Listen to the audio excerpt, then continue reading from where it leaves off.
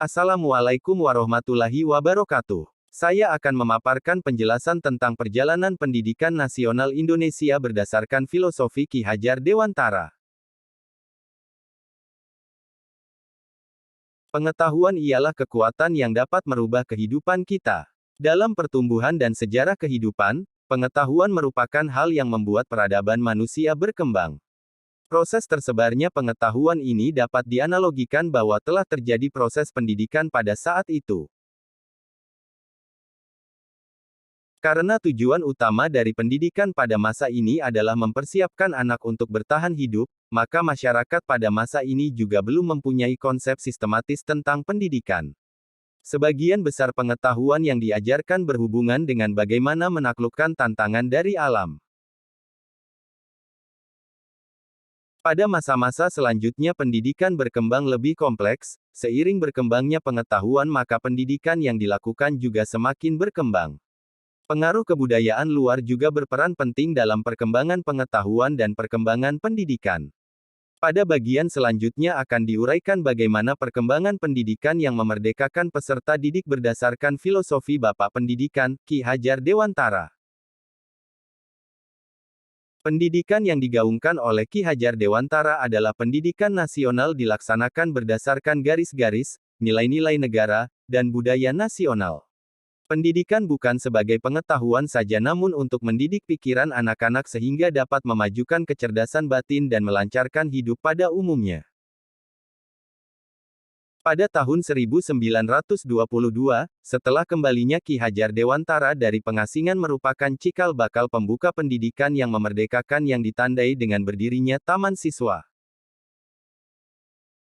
Pada November tahun 1956, berkaitan dengan nilai-nilai pendidikan yang berporos pada pendidikan pikiran peserta didik yang memajukan kecerdasan batin dan kebahagiaan di hidup mereka, Ki Hajar Dewantara memberikan pidato sambutan di Universitas Gadjah Mada di mana beliau mendapat penganugerahan honoris causa. Dalam pidatonya KHD menjelaskan tentang tujuan pendidikan yakni menuntun segala bentuk kodrat anak guna mencapai kebahagiaan yang utuh secara individual maupun sebagai makhluk sosial bermasyarakat. Semboyan pendidikan yang diajarkan oleh KHD yaitu, Ing Ngarso Sung Tulodo, Ing Madya Mangun Karso, Tutwuri Handayani. Beliau memiliki keyakinan bahwa setiap anak itu spesial, mereka memiliki potensial bawaan, yang mana sebagai pendidik guru memiliki tugas untuk menuntun agar peserta didik itu dapat mengembangkan potensi dirinya dengan karakteristik dirinya pula. Pendidik tidak berhak menyamaratakan setiap peserta didik yang satu dengan yang lainnya. Oleh karena itu, seyogyanya pendidikan yang berkualitas harus disusun berdasarkan karakteristik, potensi, kondisi, dan kemampuan peserta didik yang beragam. Munculnya istilah pembelajaran paradigma baru PPB pada tahun-tahun terakhir ini mengambil pula pandangan Ki Hajar Dewantara. PPB disusun untuk memerdekakan dan berpihak pada peserta didik.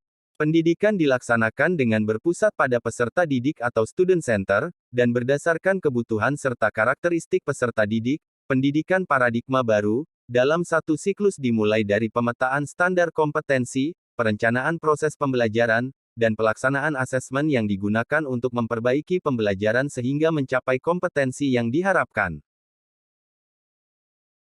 Pendidikan yang memerdekakan peserta didik merupakan pendidikan di mana dalam prosesnya pendidik mengkondisikan siswa untuk mengenal dan mengungkapkan kehidupan yang senyatanya secara kritis, dan merupakan upaya untuk memperoleh pengetahuan dan menjadi proses transformasi yang diuji dalam kehidupan nyata.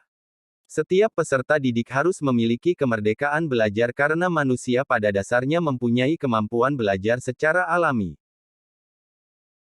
Oleh karena itu pada pendidikan paradigma baru pembelajaran dan asesmen disusun dengan pendekatan yang berpihak pada peserta didik, yaitu karakteristik, kebutuhan, dan juga tingkat capaian peserta didik.